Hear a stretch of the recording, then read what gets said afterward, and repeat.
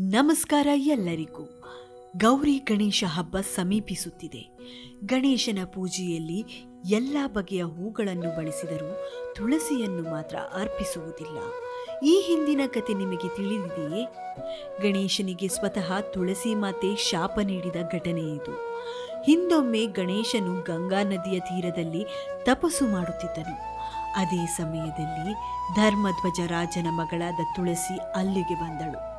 ಗಣೇಶನ ಸೌಂದರ್ಯ ಮತ್ತು ತಪಸ್ಸಿನ ತೇಜಸ್ಸನ್ನು ಕಂಡು ಮೋಹಗೊಂಡ ತುಳಸಿ ಗಣೇಶನನ್ನು ಮದುವೆಯಾಗುವ ಇಚ್ಛೆಯನ್ನು ವ್ಯಕ್ತಪಡಿಸಿದಳು.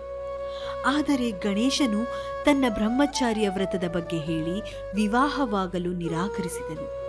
ಗಣೇಶನ ಈ ನಿರ್ಧಾರದಿಂದ ಕೋಪಗೊಂಡ ತುಳಸಿ, ನೀನು ಮದುವೆಗೆ ಸಿದ್ಧನಿಲ್ಲದಿದ್ದರೂ 2 ವಿವಾಹಗಳನ್ನು ಮಾಡಿಕೊಳ್ಳುತ್ತೀಯಾ ಎಂದು ಶಾಪ ನೀಡಿದಳು. ಆಗ ಕೋಪಗೊಂಡ ಗಣೇಶನು, ನನ್ನನ್ನು ತಪಸ್ಸಿನಿಂದ ವಿಚಲಿತಗೊಳಿಸಿದ್ದೀಯಾ, ಆದ್ದರಿಂದ ನಿನ್ನ ವಿವಾಹವು ಒಬ್ಬ ಅರಸನ ಜೊತೆಯಾಗುತ್ತದೆ ಎಂದು ತುಳಸಿಗೆ ಶಾಪ ನೀಡಿದನು. ನಂತರ ತುಳಸಿ ತನ್ನ ತಪ್ಪಿನ ಅರಿವಾಗಿ ಗಣೇಶನನ್ನು ಕ್ಷಮಿಸುವಂತೆ ಬೇಡಿದಳು.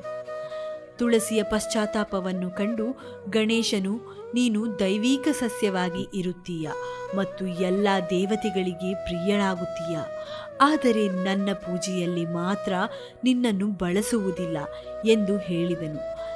ನಂತರ ವಿಷ್ಣುವಿನ ಪತ್ನಿಯಾಗುವ ವರವನ್ನು ಪಡೆದಳು. ಆದರೆ ಆ ಶಾಪದ ಕಾರಣದಿಂದ ಗಣೇಶನ ಪೂಜೆಯಲ್ಲಿ ಇಂದಿಗೂ ತುಳಸಿಯನ್ನು ಬಳಸುವುದಿಲ್ಲ. ಈ ಪುರಾಣದ ಕಥೆಯ ಹಿಂದಿರುವ ಆಳವಾದ ಅರ್ಥವೇನೆಂದರೆ, ಯಾವುದೇ ಪೂಜೆಗೆ ಭಂಗ ತರುವಂತಹ ಅಥವಾ ತಪಸ್ಸಿಗೆ ಅಡ್ಡಿಪಡಿಸುವ ಯಾವುದೇ ವಸ್ತುವನ್ನು ಗಣೇಶನು ಸ್ವೀಕರಿಸುವುದಿಲ್ಲ. ಈ ಕಥೆಯ ಬಗ್ಗೆ ನೀವು ತಿಳಿದಿದ್ದೀರಾ? ಕಮೆಂಟ್ನಲ್ಲಿ ನಿಮ್ಮ ಅಭಿಪ್ರಾಯ ತಿಳಿಸಿ. ಧನ್ಯವಾದಗಳು.